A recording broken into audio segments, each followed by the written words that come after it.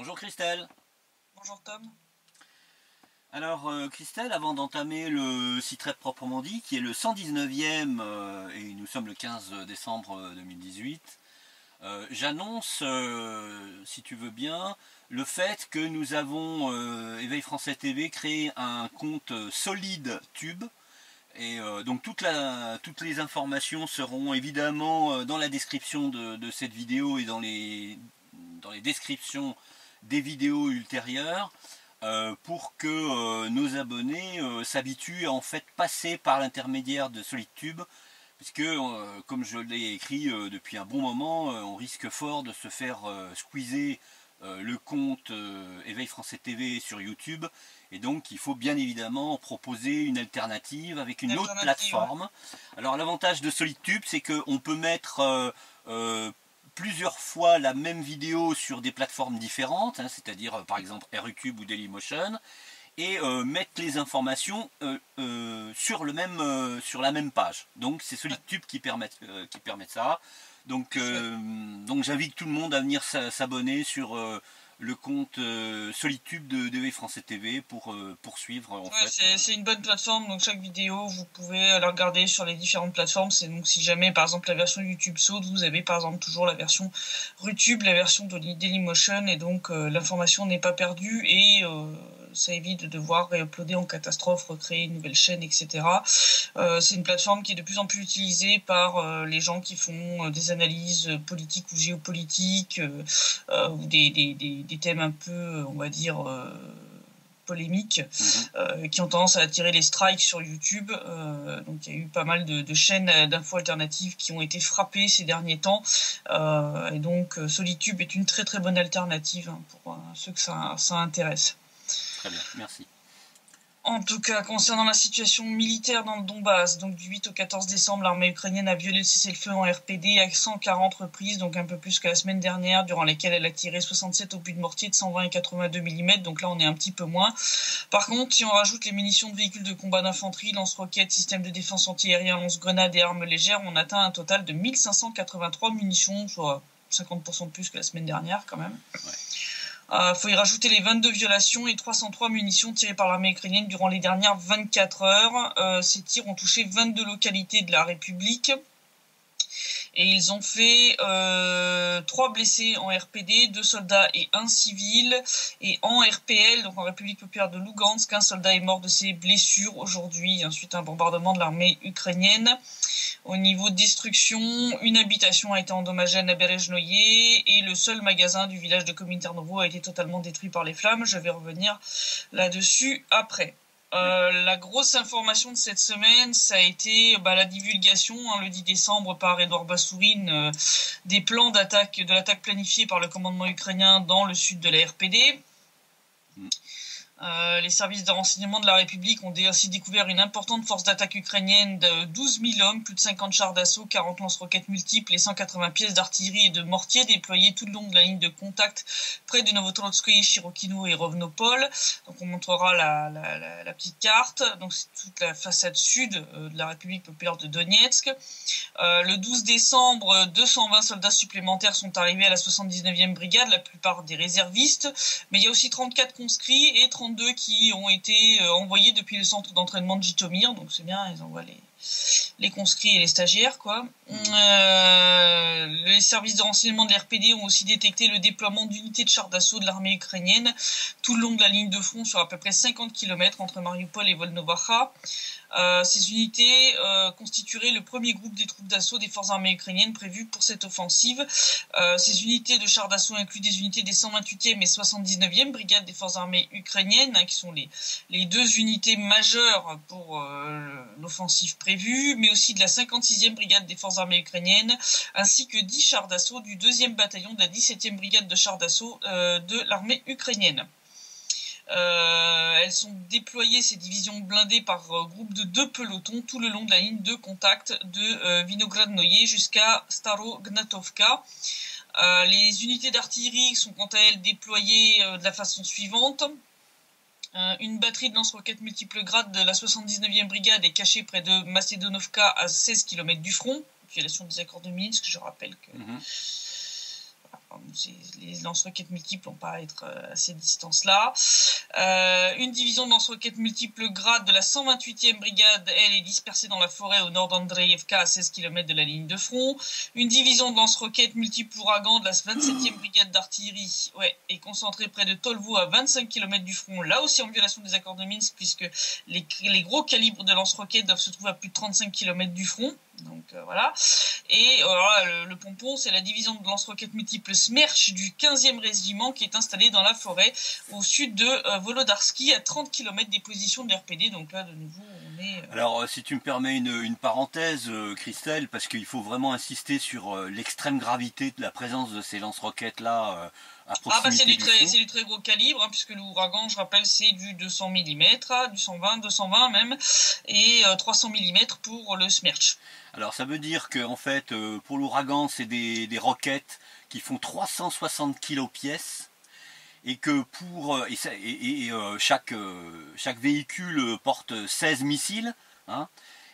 Quant au Smerch, lui c'est des roquettes qui font 815 kg pièce et c'est un barillet de 12 missiles par camion, donc il faut s'attendre, si jamais ils utilisent ces appareils-là, ça va être une dévastation. Ça va être une boucherie, oui, ça c'est clair. Il suffit de voir la taille d'un Smerch, enfin même l'Ouragan, que nos auditeurs se replongent dans le reportage fait il y a presque 2 ans, enfin il y a fin janvier, début février 2017, lors de l'escalade où donc un ouragan a été tiré par l'armée ukrainienne sur le rond-point du motel à l'est de Donetsk. Bon, vous voyez les dégâts que ça a fait. Je vous laisse imaginer. Ça c'est le calibre intermédiaire, le calibre moyen. Donc vous imaginez le Smerch qui fait 300 mm, donc qui fait encore presque un bon tir de plus. Voilà. Ouais. Je pense que ça donne une bonne idée du niveau de dégâts. En tout cas, l'armée de terre ukrainienne n'est pas la seule à être impliquée dans les plans du commandement de Kiev, puisque 2 groupes tactiques navals ukrainiens ont aussi été renforcés et mis en état d'alerte à Mariupol pour soutenir l'offensive terrestre. Entre autres, les groupes tactiques Triton et Mariupol, les commandants des navires de guerre ont reçu l'ordre de couvrir le groupe au sol des forces armées ukrainiennes depuis la mer. Normalement, donc l'attaque était prévue pour hier, le but étant de prendre le contrôle de la zone côtière de la mer d'Azov jusqu'à la frontière avec la Russie. Pour l'instant, l'offensive n'a pas eu lieu. Il faut dire qu'il y a eu beaucoup d'avertissements et de l'RPD et de la Russie. Je vais y revenir. En tout cas, le plan du commandement ukrainien a été le suivant. Après une préparation d'artillerie, donc des 128e, 56e et 79e brigades, ces dernières devaient lancer une offensive en se déplaçant sur la ligne Granitnoye-Chirokino vers Klinkino pour rejoindre la frontière entre la RPD et la Russie le lendemain soir. Le régiment Azov et la 36e brigade de marine sont aussi de la partie. Ils sont chargés de nettoyer entre autres le territoire pour éliminer tous les éléments indésirables contestant l'occupation ukrainienne. Pour justifier cette offensive, le SBU prévoit d'organiser un attentat terroriste à Mariupol en faisant exploser un site de stockage de produits chimiques. Aussi possible qu'ils utilisent de nouveau des petits drones largueurs de merde pour accuser la RPD comme d'habitude. Edouard Vassourine avait exhorté la mission de surveillance de l'OSCE de prêter attention à ces préparatifs militaires en zone de première ligne côté ukrainien. Il leur a dit même lorsque l'action militaire reprendra, vous ne pourrez pas dire que vous n'étiez pas au courant. Bon, là c'est cash, c'est direct. Voilà, je pense que plus clair que ça, tu meurs. Donc comme je le disais après, les avertissements lancés par la RPD, c'est la Russie qui s'y est mis. Confirmant donc les craintes d'une opération sous faux drapeau qui servirait de prétexte à une attaque de l'armée ukrainienne contre la RPD. C'est Maria Zakharova qui s'y est collée, donc la porte-parole du ministère russe des Affaires étrangères. Donc elle a confirmé les rapports qui font état d'une accumulation d'hommes et d'armements côté ukrainien. Elle a aussi rappelé les rapports de l'OSCE qui montrent que depuis plusieurs mois, il y a eu accumulation de troupes et qu'en plus, par exemple là, du 1er au 7 décembre, l'OSCE a découvert 190 pièces d'armement interdites par les accords de Minsk stationnées en dehors des zones de stockage désignées côté ukrainien. Bon, je n'ai pas besoin de demander où est-ce qu'elles sont, elles ne sont pas sur Polygone. Je rappelle que les services de renseignement de la RPD avaient signalé précédemment l'arrivée d'instructeurs militaires britanniques pour préparer la fameuse attaque chimique. Malgré tous ces avertissements, les préparatifs de cette provocation se sont poursuivis pendant toute la semaine. Entre autres, donc au départ, l'attaque chimique devait avoir lieu, semble-t-il, dans l'usine métallurgique d'Illich à Mariupol. Puis finalement, de grandes quantités de fûts contenant, semble-t-il, de l'ammoniac ont été transportés finalement dans une conserverie qui elle aussi est à Mariupol, depuis la fameuse usine métallurgique. Donc en gros, une fois le plan initial dévoilé, ils ont déplacé les fûts dans un autre endroit. La conserverie est gardée par des hommes qui sont armés mais sans insigne. Donc bon, pour l'instant, ça a toujours pas eu lieu. Peut-être le fait qu'on a tout divulgué, ça a un peu éventé le truc, hein, parce que bon, ils ont besoin d'un petit effet de surprise, hein, pour que ça marche. Oui, certes.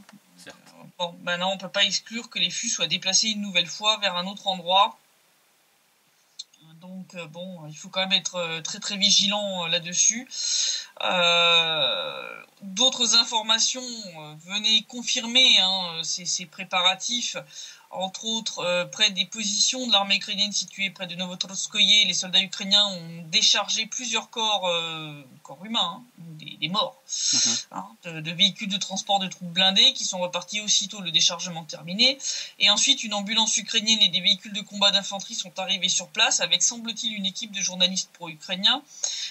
Donc on n'exclut pas que c'était une jolie petite mise en scène, pour accuser les RPD d'avoir bombardé, d'avoir tué ces soldats, et donc là aussi pour servir de justification. Bon, ça n'a pas trop l'air d'avoir marché non plus, parce que bon, de l'autre côté, les gars respectent le cessez-le-feu, donc c'est un petit peu difficile de sortir des bombardements imaginaires que personne ne voit parce qu'ils n'existent pas. Je plains les parents des cadavres, parce que peut-être que eux savent même pas que leurs enfants sont morts, quoi.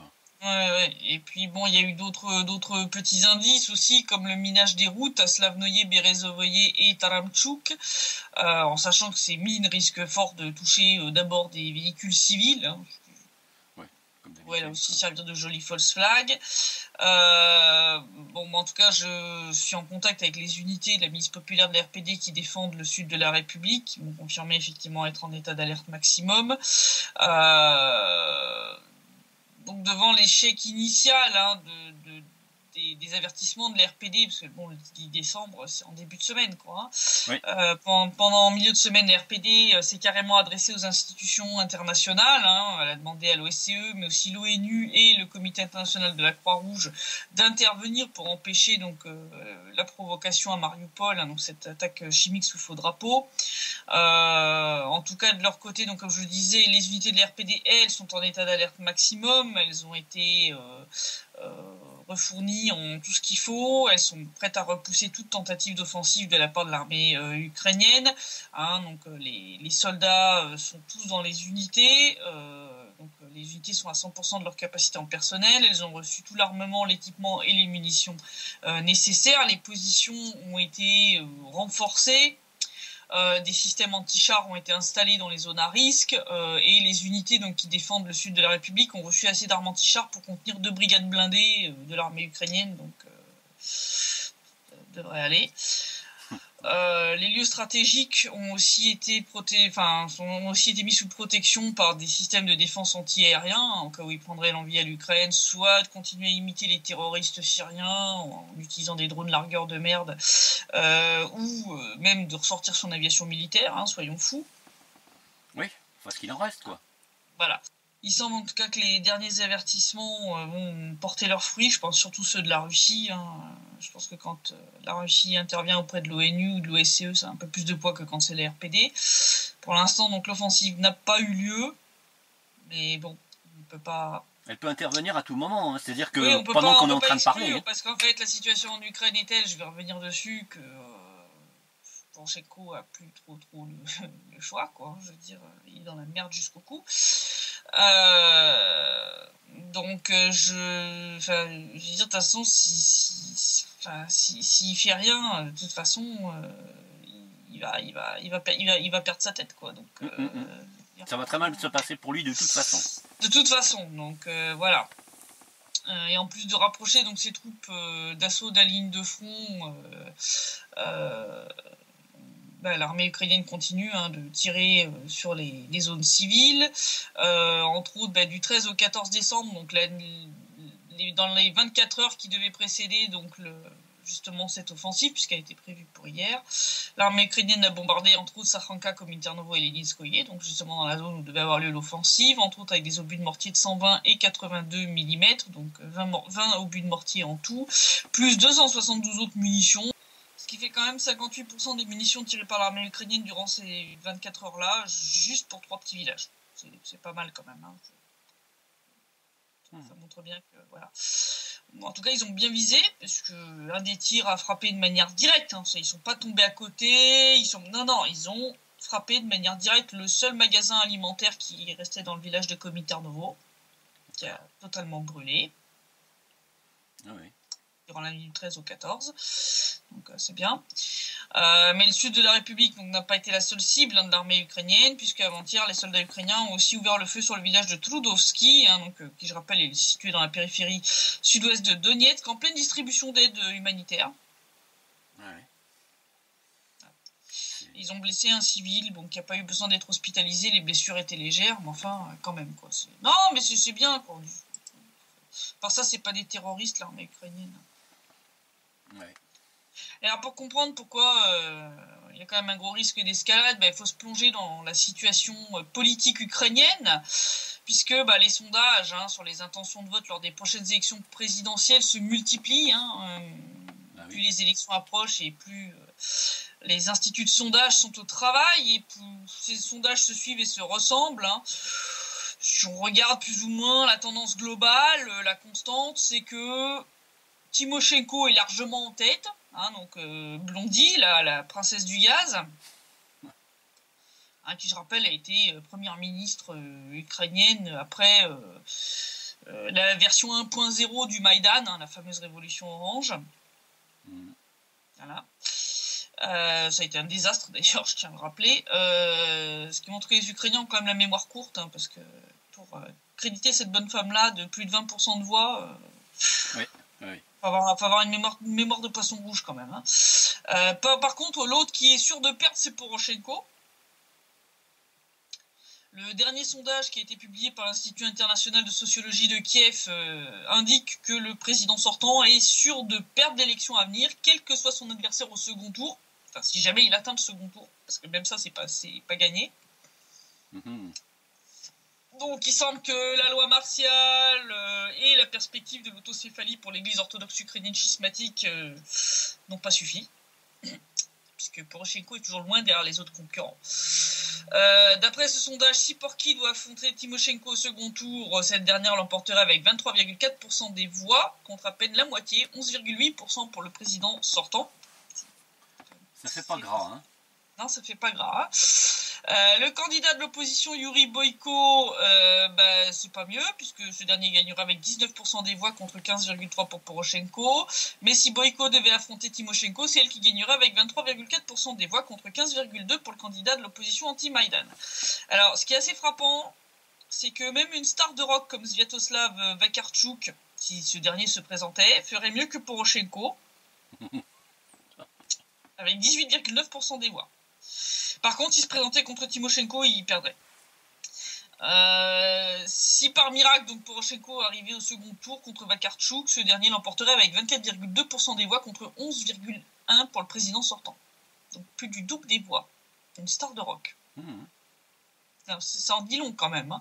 Pareil avec le comédien et star de la télévision Volodymyr Zelensky qui l'emporterait contre Poroshenko avec 27,8% des voix contre à peine 12,2% pour Porky.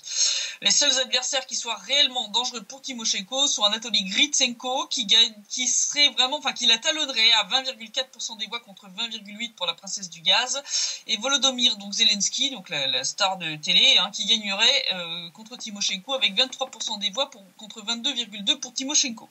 D'accord. Voilà. Ouais. Non, ça en dit long quand même. Je veux dire, quand tu vois que le président sortant a moins de chances de réussir qu'une star de rock et une star de plateau télé. C'est assez similaire à la situation qui se produit actuellement en France, où ouais. Hein, Ouais. il faudrait Bah, pas que Emmanuel Macron c'est- repasse les élections, parce que là, ça serait une raclée. Hein. Ouais, non, ça serait vraiment un carnage.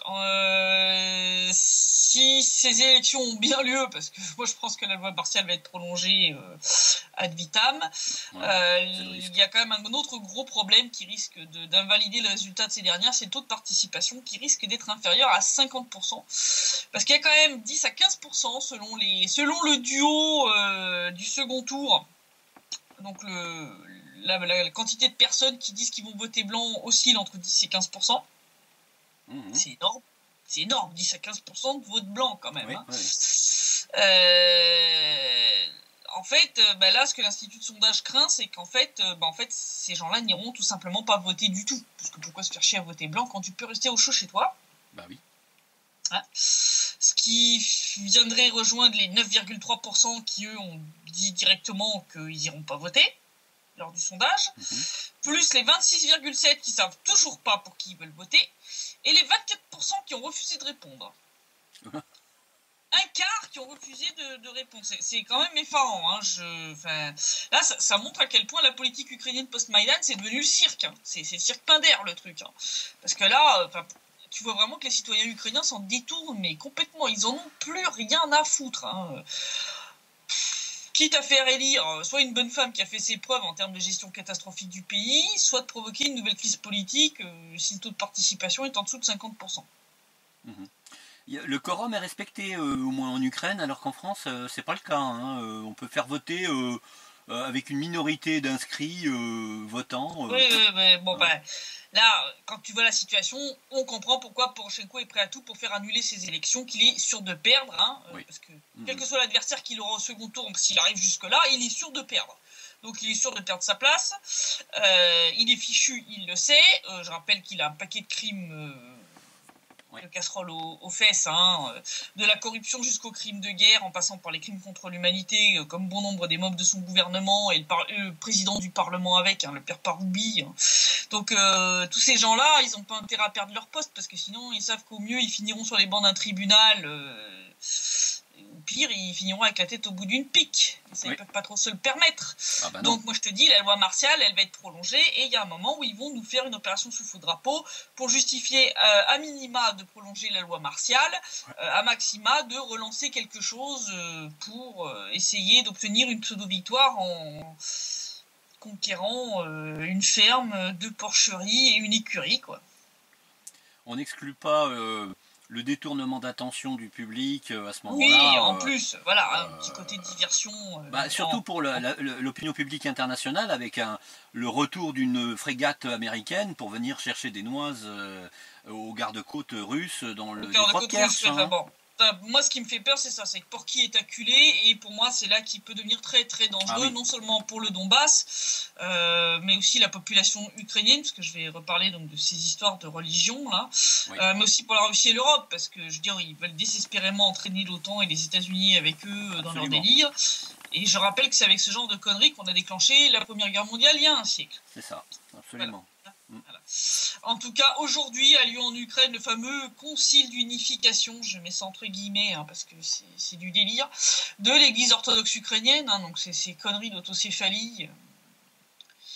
Déjà, le concile d'unification se fait sans l'église orthodoxe ukrainienne canonique, donc déjà ça part bien. Canonique, on rappelle que c'est le patriarcat de Moscou, hein, donc qui est la seule église reconnue par les autres églises orthodoxes autocéphales à travers le monde, et qui est donc la seule légitime.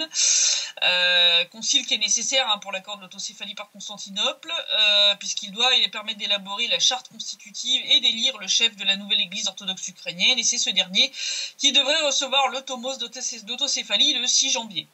Bon, en vrai, elle sera aussi autocéphale que moi je suis la reine d'Angleterre, parce qu'en fait, c'est Constantinople qui a préparé tous les papiers, donc en fait, ça va être une église pilotée depuis Constantinople. Hein, donc comme je l'ai dit, les hiérarques de l'église canonique ont bien sûr refusé de participer à cette mascarade, hein, s'attirant les foudres des autorités de Kiev qui ont tout tenté en termes de pression pour les obliger à venir. On avait parlé des perquisitions, des interrogatoires par le SBU, hein. Ils ont même emmené de force hier de force le métropolite agapite de Mogilev-Podolsky et Chargorod, donc qui est dans la région de Vinitsa, pour une conversation avec Petro Poroshenko. Oh, rien que ça. Voilà, non, mais ça s'appelle un kidnapping, je veux dire, enfin, c'est magnifique quand même. Des faits qui ont été rapportés par le chef du département juridique de l'église orthodoxe ukrainienne du patriarcat de Moscou, Alexandre Barkov, qui a écrit ça vendredi, donc hier sur sa page Facebook. Rappelez-vous, j'ai dit que les évêques de l'UOCMP seraient amenés au conseil d'unification sous escorte.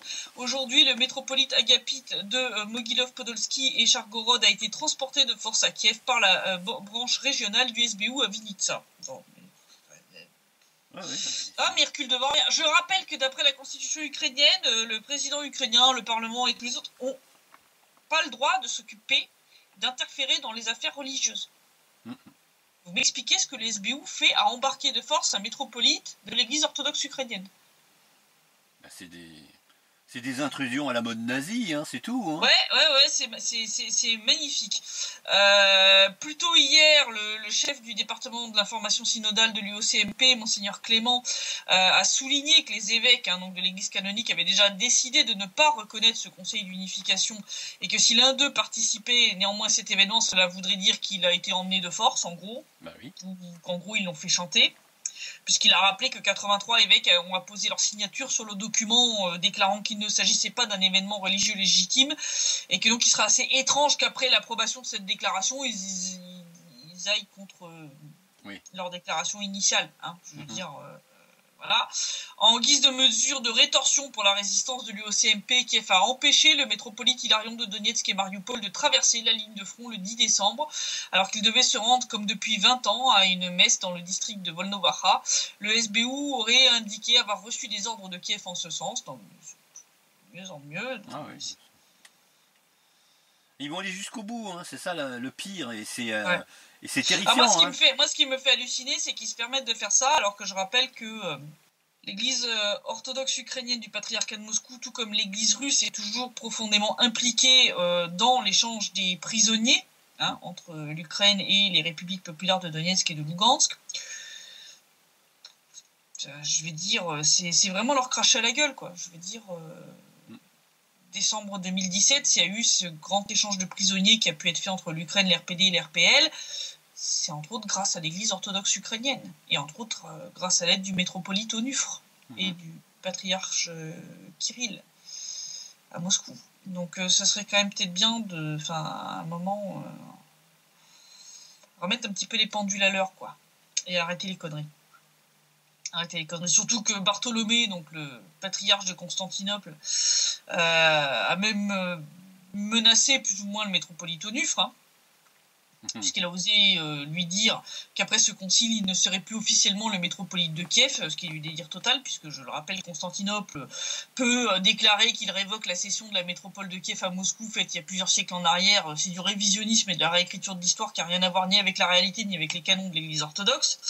Donc il n'a aucun droit de retirer à Onufre son titre de métropolite de Kiev, et s'il fait ça, là il va vraiment s'aliéner les autres églises comme l'église de Serbie, parce que là pour eux ça sera inacceptable. Il y en a déjà un bon petit paquet qui se dresse vent debout contre Bartholomé, qui déclare que ces actes sont anticanoniques, qui disent que là ça va trop loin. Là s'il fait ça, s'il retire à Onufre son titre officiel de métropolite de Kiev, je pense qu'on va se diriger vraiment vers un schisme majeur au sein de l'église orthodoxe mondiale. D'ailleurs, Onufre, qui est en mode... il est d'une patience et d'une c'est incroyable, parce qu'il n'avait même pas ouvert la lettre que Bartholomé lui a écrit, dans laquelle il lui a fait ses petites menaces, là. Il lui a renvoyé telle quelle, sans même l'ouvrir. Autre truc délirant, donc en plus de s'immiscer dans toute la préparation du concile, Poroshenko y participe aussi, aujourd'hui. Très bien. On m'explique ce que fait le président ukrainien dans un concile de l'église orthodoxe. C'est bien parce qu'il expose ses intrusions dans le domaine spirituel. Dans les affaires spirituelles, oui, ça c'est clair. Je veux dire, comme l'a très bien signalé le patriarche Cyril, donc qui est le patriarche de l'église orthodoxe russe, on n'imagine même pas ce que les médias occidentaux écriraient si jamais Poutine faisait la même chose en Russie. Imaginez Poutine convoquer un concile de l'église orthodoxe russe je laisse imaginer les informations sur BFM USA, L'Immonde et autres torchons du même acabit. Je pense que ça vaudrait son pesant de cacahuètes. Non, mais quand c'est Poroshenko, tout va bien. Voilà. Ah bah là, il y a silence. Hein. Car l'élection promet d'être assez fun, vu qu'au départ, Filaret avait d'abord déclaré, le fameux patriarche de Kiev, là, les schismatiques, avait d'abord déclaré qu'il resterait patriarche de Kiev jusqu'à sa mort. Puis finalement, Constantinople lui a un petit peu, tordu le bras. C'est comme ça qu'il disait Obama, là. Les pays récalcitrants, on leur tord un petit peu le bras, là. Ouais, ils ont fait ça. Et donc, résultat, il s'est mis à pousser la candidature d'un de ses proches, le métropolite Epiphanius. Ouais. Je pense que ça va être folklorique, ce truc. En tout cas, à cause de ce concile, les contrôles ont été renforcés aujourd'hui à la frontière entre l'Ukraine et la Russie, soi-disant pour empêcher la venue d'éléments perturbateurs. Mais pour moi, c'est très, très, très, très mauvais. Donc, je veux dire, entre ces menaces offensives, ce bordel avec l'église orthodoxe, je suis vraiment pas optimiste pour la fin de l'année. Ouais. Chacun de ces sujets enferme en lui-même un élément absolument explosif, quoi, mais atomique. Ça c'est clair. Et pendant ce temps-là à Kiev, alors je suis désolée pour le langage que je vais utiliser, mais ce gars-là, je le supporte pas. Mais alors vraiment pas. Je vais vous parler du journaliste Susboul en chef de la junte de Kiev. Monsieur russophobe patenté et grand soutien du Maïdan, je parle bien sûr de Dmitri Gordon, ce fameux journaliste ukrainien. Pour ceux qui voudraient un petit peu situer, c'est un peu comme Christophe Barbier en France, mais chauve, et l'écharpe rouge en moins. D'accord. Mais dans tout le reste, c'est la même chose, quoi. C'est... Au niveau fils de puterie, ouais. C'est le level hors compète, quoi. C'est le mec qui te sort des trucs, enfin, c'est the journaliste de propagande, quoi. The journaliste de propagande. Et alors là, il m'a fait rigoler, parce que sur un plateau télé... il nous l'a joué un peu Cosette en mode mais je comprends pas parce qu'en fait il comprend pas pourquoi suite aux sanctions entre autres européennes, pourquoi la Russie n'est pas à genoux en train de demander grâce. Voilà, donc il nous a sorti ça sur le plateau de la chaîne 112, chaîne de son cher pote Kolomoïski. Voilà. Il a rappelé donc que la Russie en a sa 5e année de sanctions et que malgré ça son économie est stable et le pays ne s'effondre pas. Ouais, ce qui n'est pas le cas de l'Ukraine. Ouais, ce qui n'est pas le cas de l'Ukraine. Ouais. Il a dit ils s'en sortent, ils ne se sont pas effondrés.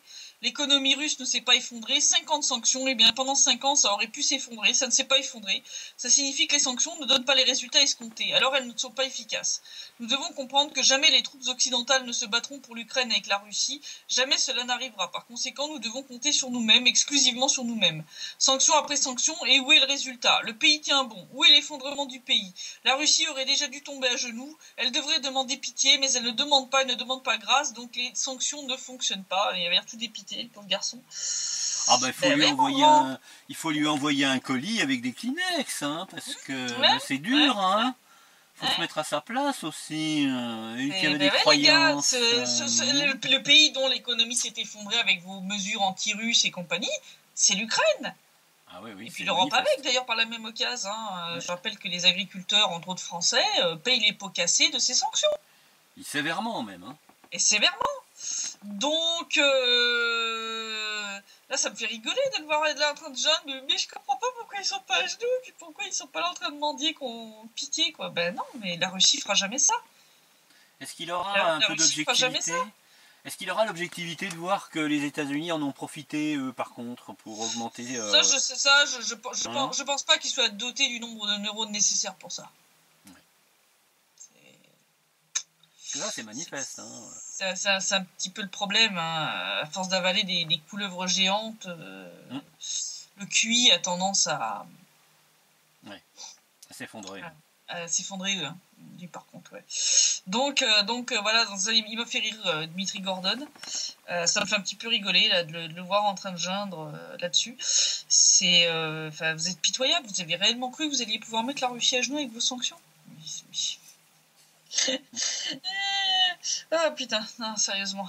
Faut avoir un QI quand même à température ambiante hein, pour croire à des fadaises, des contes de fées pareils. Hein, je veux dire, la Russie a quand même un très bon président.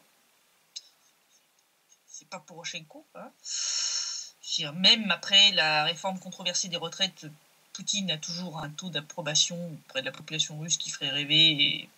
Macron aussi bien Macron que Merkel et les autres. Oui. Je veux dire... Et puis la Russie a un énorme potentiel, beaucoup de ressources naturelles. Je veux dire, vous avez réellement cru que vous alliez pouvoir mettre ce pays à genoux? Je veux dire, pendant la Seconde Guerre mondiale, la Russie a perdu 27 millions de personnes. Elle ne s'est pas effondrée. Hein. Vous avez réellement cru qu'avec des sanctions économiques, vous alliez la mettre par terre? C'est d'ailleurs l'Union soviétique qui a principalement gagné la Seconde Guerre mondiale en Europe. Hein. C'est les Américains sont arrivés assez tardivement pour assez pas tardivement. dire, 80% des troupes allemandes qui ont été éliminées l'ont été par les soldats de l'URSS. Bon voilà, c'est ça l'histoire, la vraie. Donc, je veux dire, oui, la seule chance que vous aviez, c'était à l'époque où Yeltsin l'alcoolique était à la tête de la Russie. Mais depuis que c'est Poutine, vous pouvez... Non, vous pouvez oublier. Vous ne mettrez pas la Russie à genoux. Vous ne mettrez pas les Russes à genoux, c'est terminé. Je dirais, ils ont goûté une fois à la soupe Yeltsin. Il suffit de voir les scores de Navalny pour comprendre que c'est terminé. Vous n'y arriverez plus. Vous les avez eus une fois, vous les aurez pas une deuxième. Les Russes, c'est pas les Ukrainiens. Ils n'ont pas une mémoire de poisson rouge. C'est-à-dire qu'ils l'ont payé très cher. Hein. Ils l'ont payé tellement cher qu'ils s'en souviennent bien. Ça, c'est marqué. Voilà, je dis, les scores d'un Navalny ou de la Ksenia Sobchak, bon, c'est tellement pitoyable que ça mérite même pas d'être mentionné. Je crois qu'elle avait fait 1% et quelques, un truc du genre, lors des élections présidentielles contre Poutine. Oui, vous pouvez oublier. Non, on va mettre la Russie à genoux, c'est terminé. Vous avez essayé, vous avez presque réussi. Presque. Et Poutine vous a mis échec et mat. C'est terminé, vous ne mettrez pas la Russie à genoux. Donc vous pouvez remballer vos fadaises, vos histoires de sanctions, vous pouvez les prolonger ad vitam aeternam si ça vous chante. La Russie, son économie se porte très bien. C'est le paradoxe d'ailleurs, c'est que maintenant ceux qui ont bénéficié du développement agricole interne, qui maintenant est très bien lancé, hein, eux ils veulent pas que les sanctions soient levées. Hein. Ah non, du tout. J'avais dit déjà qu'il y avait eu un monsieur qui fait du fromage qui avait remercié Poutine pour les contre-sanctions lors de sa ligne directe. Et Poutine leur a dit, vous pouvez remercier les Européens parce qu'on a pris ces contre-sanctions en réponse à leurs sanctions. Donc, il y a même un fromager russe qui est allé titiller les fromagers français à un concours. Et il a gagné, hein. Il a gagné pas mal de médailles. Au départ, ils ont eu un peu de mal pour remplacer les fromages français, mais maintenant, puis je veux dire, moi je le vois ici, on a des produits européens, comme par exemple des pâtes italiennes, qui sont désormais, c'est la même marque, la même qualité, mais qui sont produites en Turquie. Et donc, ils contournent les embargos comme ça. Et je veux dire, enfin... Les sociétés qui réellement veulent travailler avec la Russie trouvent des moyens de contourner. Mais oui, c'est bien. Et les autres se font pigeonner et perdent des parts de marché qu'ils ne retrouveront pas. Et ça a permis à la Russie, parce que ça faisait des années que Poutine essayait de diversifier l'économie russe et qu'il n'y arrivait pas, parce qu'il y a une inertie quand même importante. Et résultat des courses, ces sanctions ont en fait permis d'accélérer le mouvement. Donc en fait, vous avez rendu service à la Russie. Ouais, enfin ça, les neuneux risquent pas de le reconnaître, hein, ça. Hein. C'est quand même un bel échec, hein, c'est un fiasco. Hein. C'est un fiasco total. Donc voilà, c'est ça la situation. Moi, je suis très inquiète. Là, on attend le résultat du vote à ce pseudo-concile d'unification, mais je pense que ça va pas tarder à déraper en Ukraine. Pour l'instant, donc, offensive on attend. En tout cas, je confirme que les gars sur place sont en état d'alerte maximum. Je suis en contact avec les unités qui sont sur place. Donc je surveille la situation de très très près. Bien entendu, si ça évolue, on fera savoir. Donc j'incite vraiment les gens, suivez pour l'instant sur Donbass Insider. Donc suivez-nous sur Telegram entre autres, parce que c'est là que quand il y a des informations en live, c'est là que je les envoie d'abord, parce que c'est la plateforme qui s'y prête le plus. Voilà, vous pouvez installer ça sur votre téléphone, votre PC, votre tablette, votre Mac, et vous pouvez recevoir l'information instantanément. Il n'y a pas de risque de shadow banning comme sur Twitter ou sur Facebook, puisqu'on le voit, je le vois régulièrement, hein, des publications qui sont entre guillemets à moitié masqués, les gens ne les voient pas arriver sur leur fil d'actualité. Donc vraiment, si vous voulez être sûr de recevoir l'information, abonnez-vous à la chaîne Telegram ou à la page Sauf Contact. Là-bas, vous êtes sûr qu'il n'y aura pas de risque de louper une information.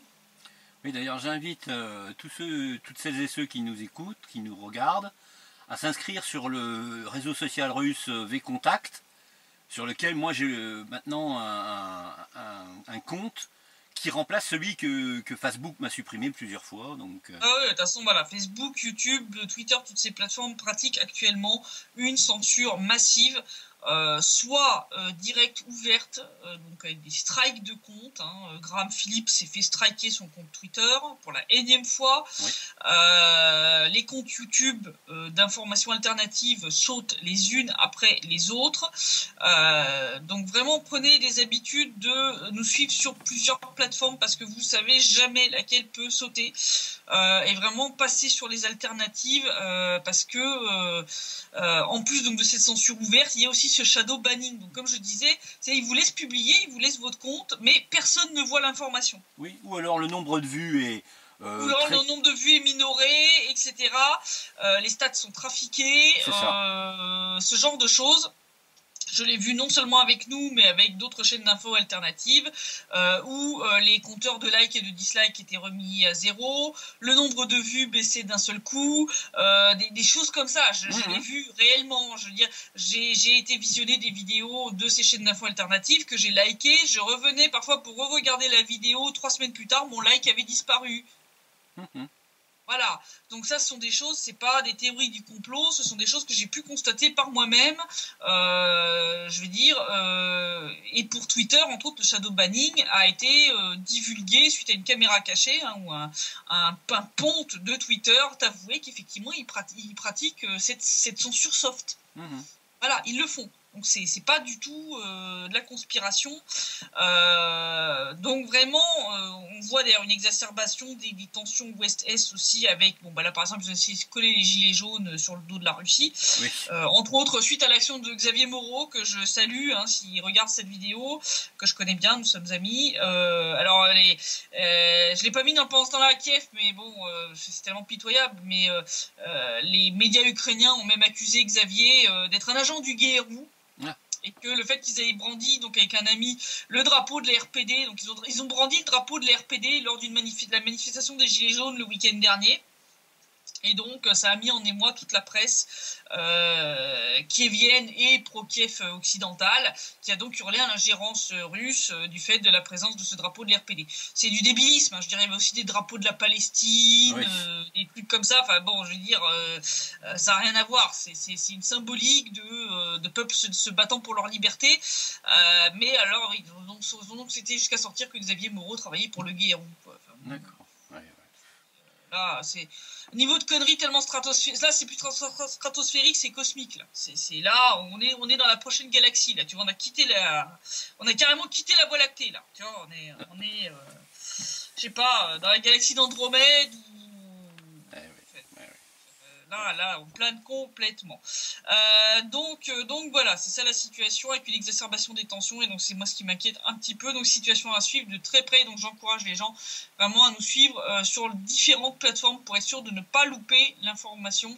Et je te dis à samedi prochain pour le prochain Citrep, et on va commencer tout doucement à approcher des derniers Citrep de l'année. J'espère que cette offensive sera repoussée, s'inédier, et qu'on va pouvoir passer la fin de l'année au calme.